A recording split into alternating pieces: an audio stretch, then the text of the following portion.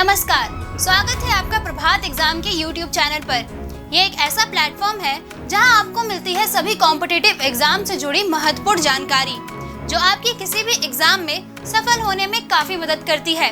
अगर आप हमारे YouTube चैनल पर पहली बार आए हैं तो हमें लाइक और सब्सक्राइब जरूर करें और हमारी लेटेस्ट वीडियो और अपडेट सबसे पहले आप तक पहुँचे, इसके लिए बेल आइकन को प्रेस करना ना भूलें।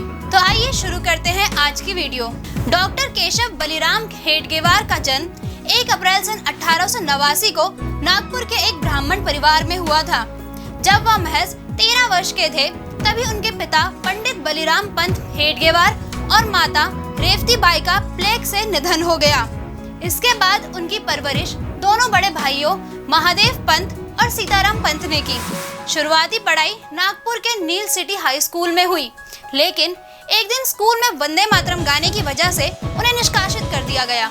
उसके बाद उनके भाइयों ने उन्हें पढ़ाई के लिए यवतमाल और फिर पुणे भेजा। मैट्रिक के बाद हिंदू महासभा के राष्ट्रीय अध्यक्ष बीएस मुंजे ने उन्हें मेडिकल की पढ़ाई के लिए सन 1910 में कलकत्ता भेज दिया। पढ़ाई पूरी करने के बाद वह 1915 में नागपुर लौट आए।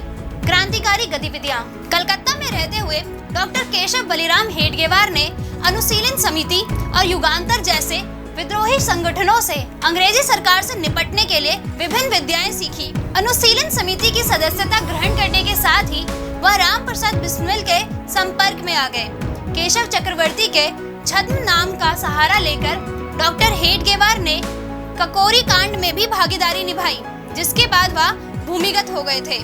इस संगठन में अपने अनुभव के दौरान डॉक्टर हेडगेवार ने यह बात जान ली थी कि स्वतंत्रता के लिए अंग्रेजी सरकार से लड़ रहे भारतीय विद्रोही अपने मकसद को पाने के लिए कितने भी सुदृढ़ क्यों ना हो, लेकिन फिर भी भारत जैसे देश में एक सशस्त्र विरोध को भड़काना संभव नहीं है। इसलिए नागपुर वापस लौटने के बाद उनका सशस्त्र आंदोलन से मोह भंग हो गया। नागपुर लौटने के बाद डॉक्टर हेडगेवार समाज सेवा और तिलक के साथ कांग्रेस पार्टी में मिलकर कांग्रेस के लिए कार्य करने लगे। कांग्रेस में रहते हुए वह डॉक्टर मूंज के और नजदीक आ गए, जो जल्द ही डॉक्टर हेडगेवार को हिंदू दर्शन शास्त्र में मार्गदर्शन देने लग गए थे। उन दिनों देश में आजादी की लड़ाई चल रही थी और सभी राष्ट्रभक्त युवा उसमें अपनी सोच और क्षमता के हिसाब से भागीदारी निभा रहे थे। हेडगेवार भी शुरुआती दिनों में कांग्रेस में शामिल हो गए। सन 1921 के असहयोग आंदोलन में हिस्सा लिया और 1 साल जेल में बिताया। लेकिन मिस्र के घटनाक्रम के बाद भारत में शुरू हुए धार्मिक राजनीतिक खिलाफत आंदोलन के बाद उनका कांग्रेस से मन खिन्न हो गया।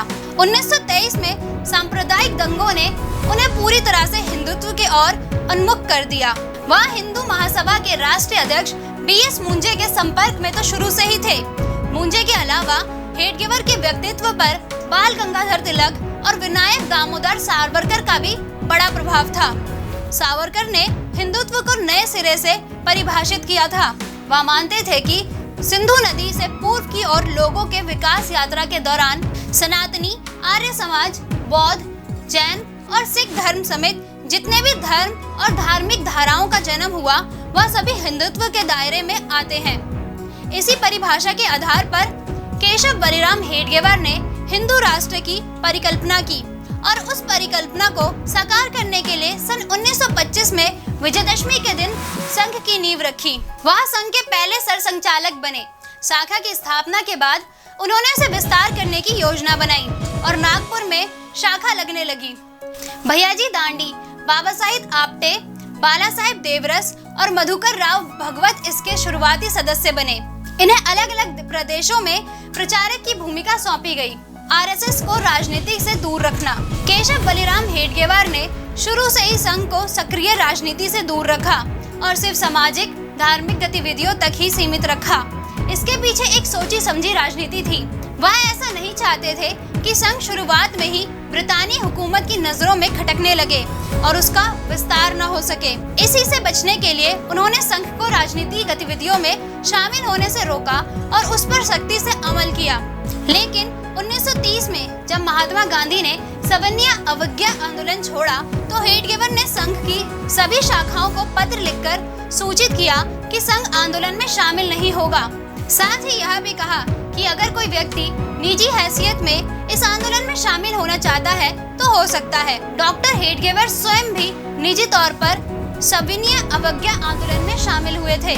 डॉक्टर हेडगेवार का मानना था कि संगठन की प्राथमिक काम हिंदुओं को एक धागे में पिरोकर एक ताकतवर समूह के तौर पर विकसित करना है। हर रोज सुबह लगने वाली शाखा में कुछ खास नियमों का पालन होता था।